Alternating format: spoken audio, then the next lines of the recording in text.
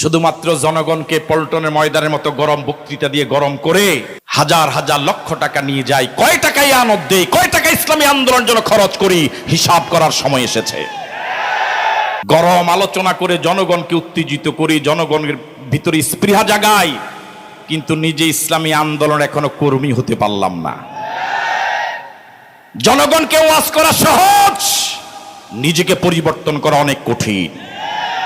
আমি শুরুতেই আলোচনার শুরুতেই বলি আমি কোনো রাজনৈতিক ফিগার নই, কিন্তু 1.5 ঘন্টার আলোচনা সবটাই করেন রাজনীতি। আপনার স্টেজে কথা বলার অধিকার থাকার কথা নয়।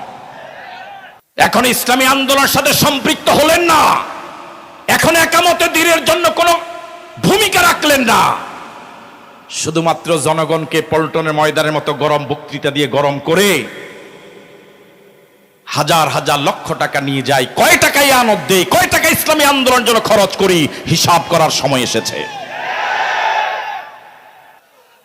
একটা শরীরে জজবা আনাবার জন্য, লক্ষ মানুষের মাঝে স্পিরিট আমার আনাবার জন্য 2 মিনিটের আলোচনায় যথেষ্ট।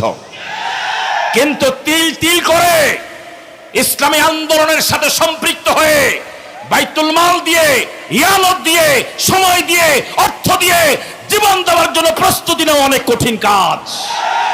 এই জজবা তখনই ফল দিবে, এই জজবার গাছে তখনই ফল হবে যখন আমরা পরিকল্পিতভাবে নিজেকে গঠন করব, একামত দিনের জন্য নিজেকে প্রস্তুত করব। রাজি আছে? আল্লাহ তৌফিক দান করুক, বলি আমিন।